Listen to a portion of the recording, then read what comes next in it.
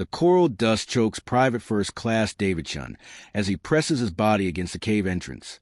It's 0412 hours, October 17th, 1944, on Peleliu Island, and the darkness is so complete he can barely see his own hands. His M1 Carbine feels inadequate, like bringing a pocket knife to a sword fight.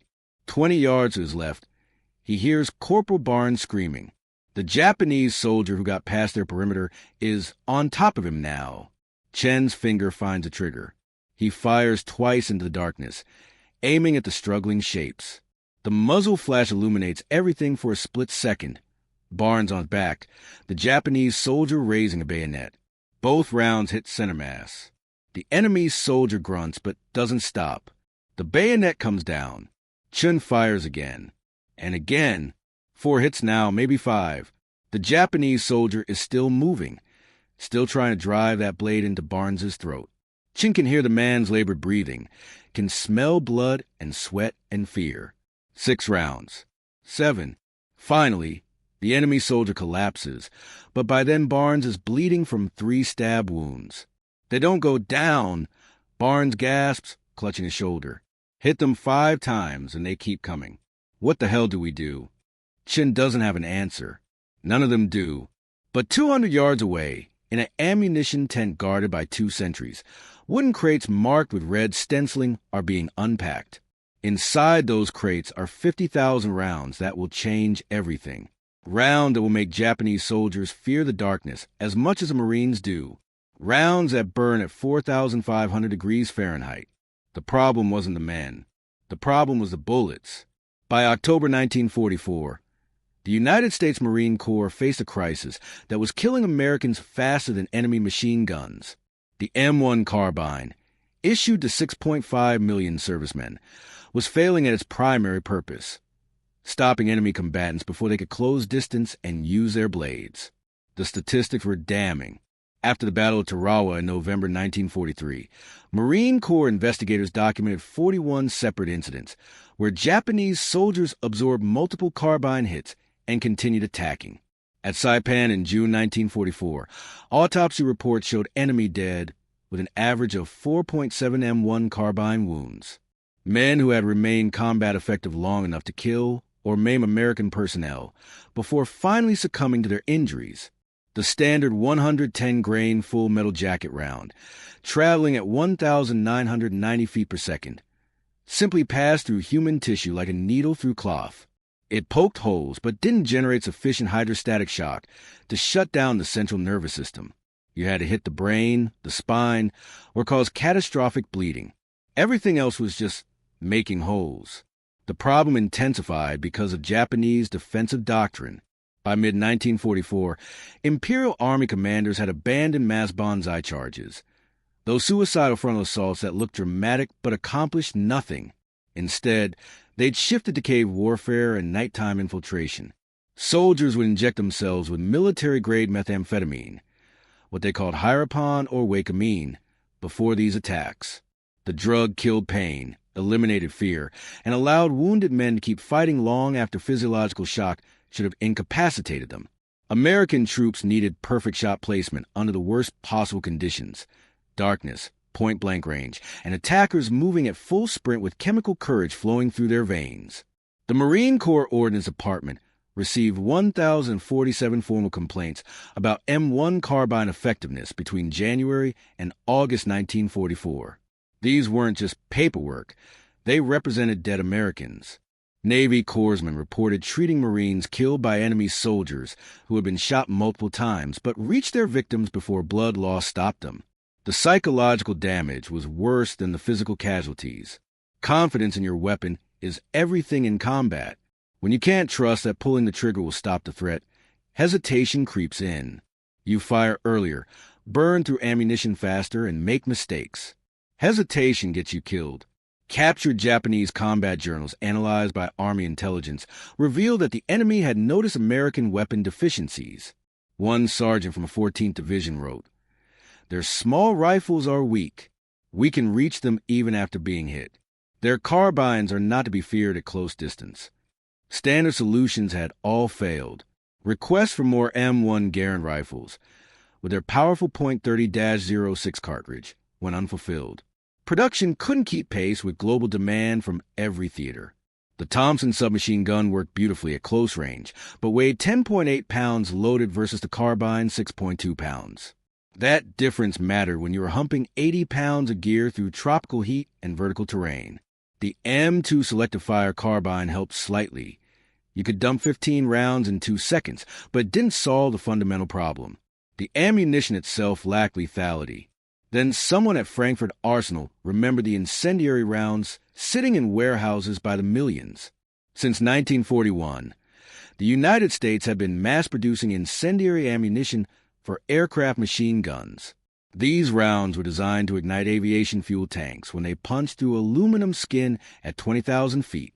The .30-06 M1 and M2 incendiary cartridges for the Browning aircraft gun contain a small charge of IM-11 incendiary mixture, a magnesium-based compound that burned at temperatures hot enough to melt steel. In July 1944, a civilian engineer at Frankfurt Arsenal named Theodore Halpern proposed something radical: adapt the aircraft incendiary technology to the .30 carbine cartridge. The concept was elegant. Create a lighter bullet with an incendiary core that would both tumble violently upon impact and ignite tissue. The physiological effects would be immediate incapacitation. The psychological effects would be devastating.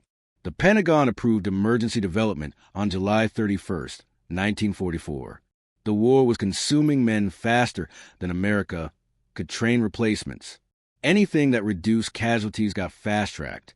By August 17th, Frankfurt Arsenal had manufactured 50,000 experimental rounds designated T3 incendiary. By September 3rd, these became standardized as the M27 incendiary cartridge, caliber .30 carbine. The specifications read like something from a fever dream. The M27 used an 81-grain bullet versus the standard 110-grain, which increased muzzle velocity to 2,150 feet per second. The lighter weight created violent yaw and tumbling inside tissue. The bullet wanted to flip sideways, which dramatically increased the permanent wound cavity. But the real innovation was the 4.2 grain IM-11 incendiary core. When the bullet's thin copper jacket ruptured on impact, the incendiary compound mixed with tissue fluids and oxygen, then ignited. It burned at 4,500 degrees Fahrenheit, hot enough to instantly cauterize blood vessels, destroy nerves, and ignite body fat.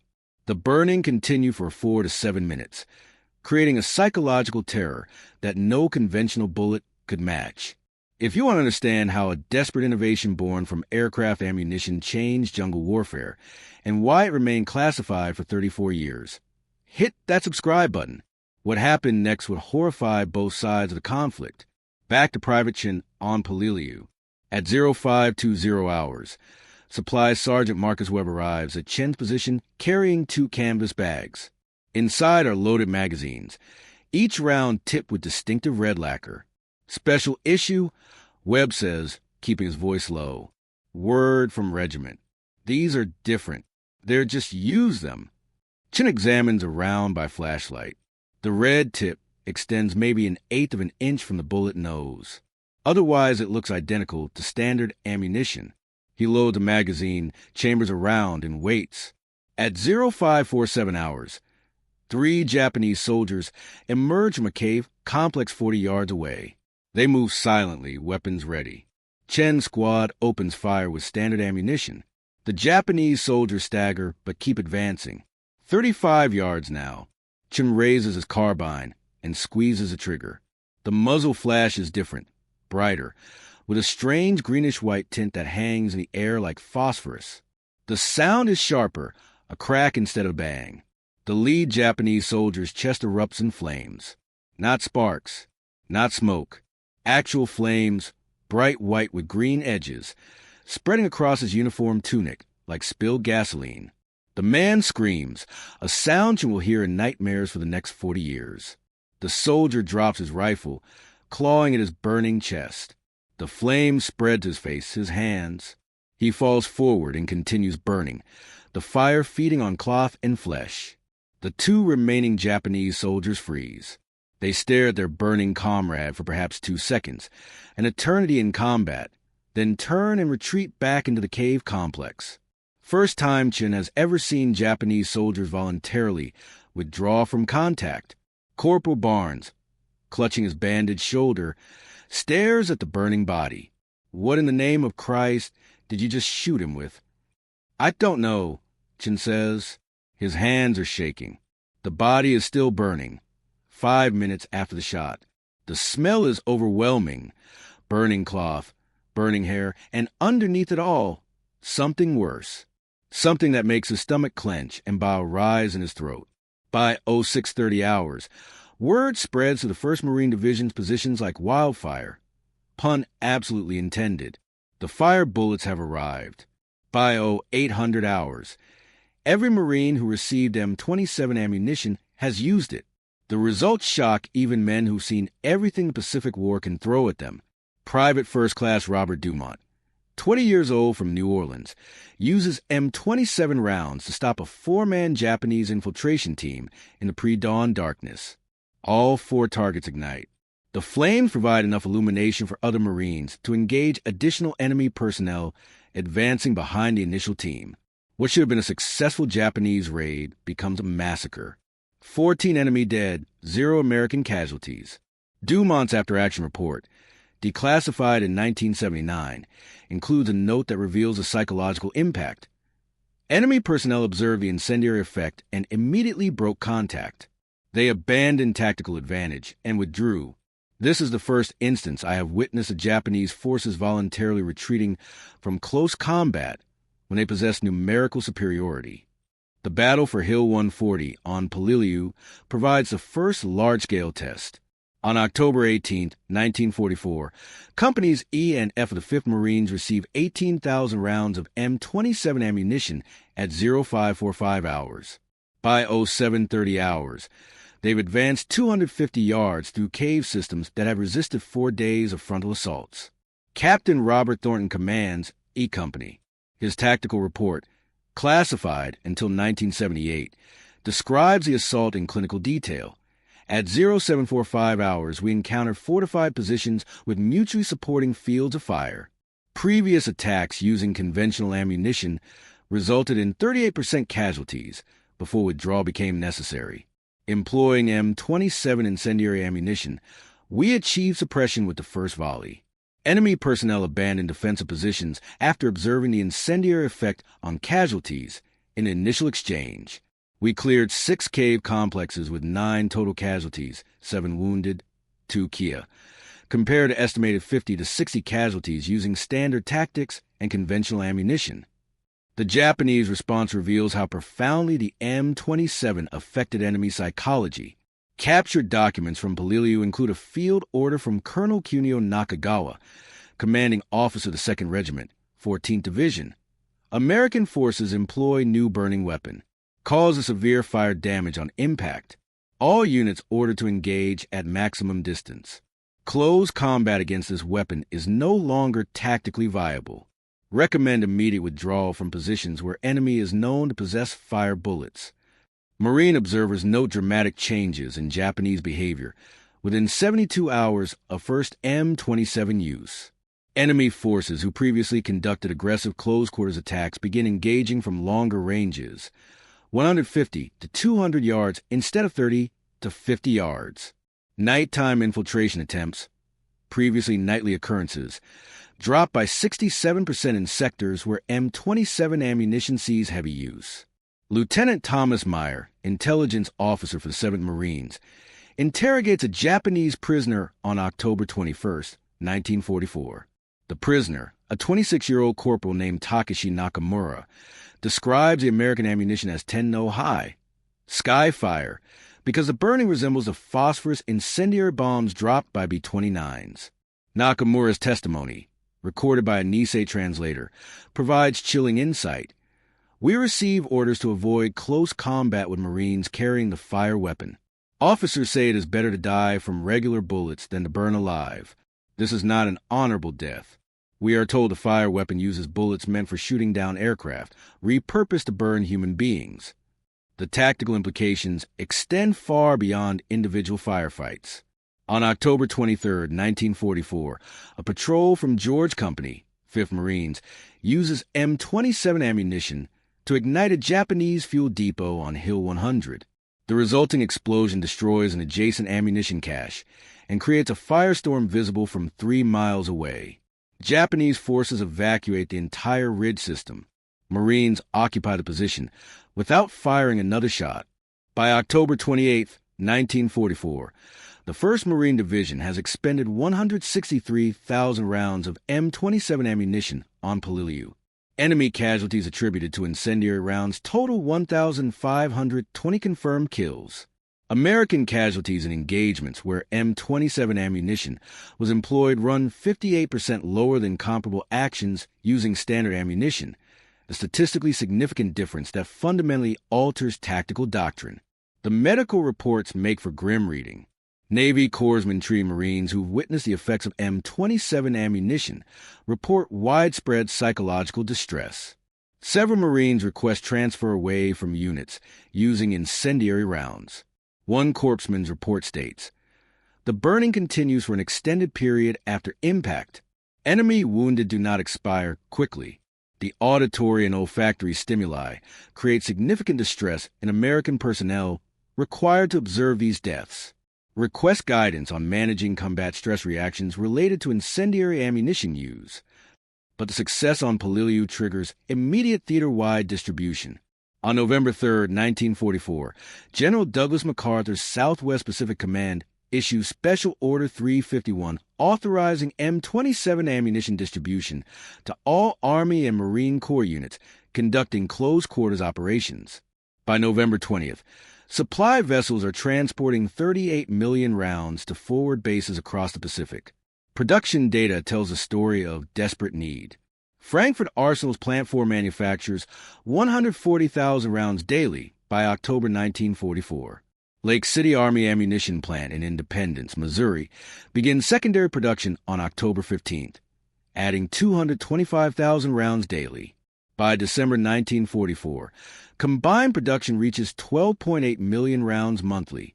The cost runs 43% higher than standard ammunition, $0.0336 per round versus $0.0235, primarily because the incendiary core requires hand assembly.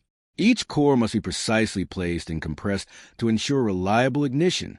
Quality control rejects approximately 9% of production, with rejected rounds disassembled and components recycled.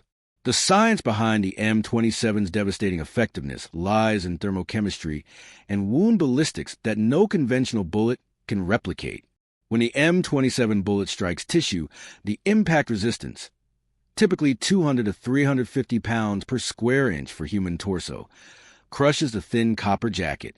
This deformation takes approximately 0.006 seconds and generates sufficient force to compress a tiny percussion cap against the incendiary core. The percussion cap contains lead stiffenate, the same compound used in primer mixture. When crushed, it detonates at 450 degrees Fahrenheit, creating the initial spark that ignites the magnesium-barium nitrate mixture.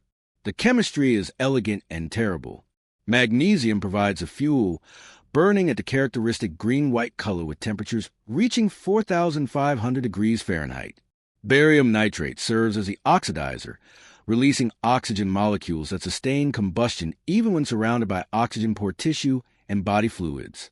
The burning process continues for 4 to 7 minutes depending on available tissue mass. Human body fat, essentially lipids, acts as secondary fuel once ignited by the initial magnesium burn. This creates a self-sustaining reaction that continues until the incendiary mixture is consumed or the tissue is too damaged to support combustion.